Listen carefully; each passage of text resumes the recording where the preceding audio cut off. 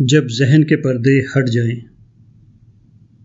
ملک Abdul Shakoor BA، پیدائش 1946، بدھل راجوری کے رہنے والے ہیں۔ وہ سگریٹ کے عادی تھے اور روزانہ 3 پیکٹ پی جاتے تھے۔ سگریٹ پینا صحت کے لیے مضر ہے۔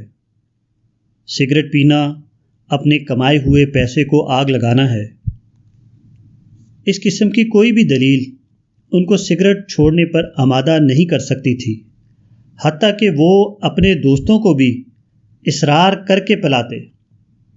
چائے پینے کے بعد سگریٹ کا کش لینے کو اتنا ضروری سمجھتے تھے کہ وہ اپنے دوستوں سے کہتے، جو آدمی چائے پی کر سگریٹ نہ پیے اس کو چائے پینے کا حق نہیں۔ مگر ایک چھوٹے سے واقعے نے ان کی محبوب سگریٹ ان سے چھڑا دی۔ سگریٹ کے ٹکڑے جو وہ پینے کے بعد پھینکتے، ان کو ان کا 3 سالہ بچہ فاروق کیسر اٹھا لیتا اور منہ میں لگا کر پیتا۔ ملک عبدالشکور صاحب اس کو منع کرتے، مگر وہ نہ مانتا۔ ایک روز ایسا ہوا کہ بچے کی ماں نے سختی سے بچے کو منع کیا تو بچے نے کہا، ابا بھی تو پیتے ہیں۔ ملک عبدالشکور صاحب نے بچے کی زبان سے یہ سنا تو ان کو سخت جھٹکا لگا۔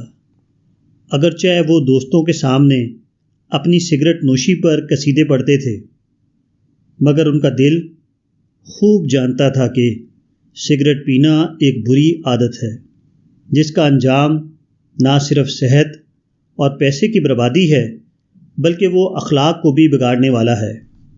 جب کوئی شخص ان سے سگریٹ چھوڑنے کو کہتا تو وہ اس کے خلاف لفظی دلائل کا انبار لگا دیتے، مگر ان دلائل کی حقیقت اس کے سوا اور کچھ نہ تھی کہ وہ اپنے ایک نشے کو چھوڑنے کے لیے تیار نہ تھے، اور اس کے لیے بھی تیار نہ تھے کہ اپنی غلطی کو مان لیں۔ اس لیے وہ لفظی تعویلات کے سہارے اپنے کو حق بجانب ثابت کرتے تھے۔ وہ اس کی ضرورت ہی نہیں سمجھتے تھے کہ سگریٹ کے خلاف کسی دلیل پر سنجیدگی کے ساتھ غور کریں۔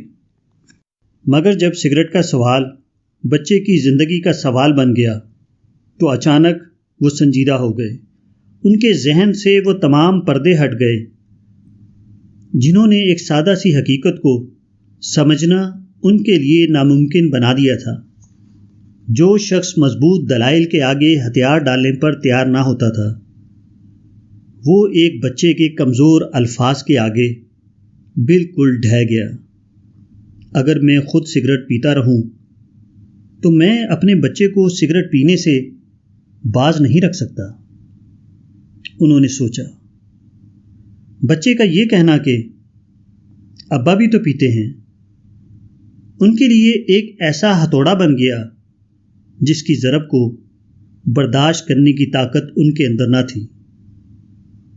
بچے کی زبان سے یہ الفاظ سن کر ان کو سخت جھٹکا لگا۔ انہوں نے ایک لمحہ کے اندر وہ فیصلہ کر لیا جس کے لیے ان کے دوستوں کی مہینوں اور سالوں کی کوشش بھی ناکافی ثابت ہوئی تھی۔ یہ رمضان کا مہینہ تھا۔ انہوں نے طے کر لیا کہ وہ سگریٹ پینا بالکل چھوڑ دیں گے۔ انہوں نے نہ صرف اگلے دن سگریٹ نہیں پی بلکہ مستقل طور پر سگریٹ نوشی ترک کر دی۔ باپ کو سگریٹ سے محبت تھی، مگر بیٹے سے اس سے زیادہ محبت تھی۔ اس نے بیٹے کی خاطر سگریٹ کو چھوڑ دیا۔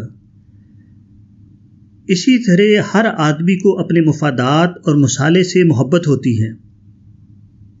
اسلام یہ ہے کہ خدا کی محبت اتنی بڑھ جائے کہ اس کی خاطر آدمی دنیا کے مفادات اور مصالحے کو قربان کر دے۔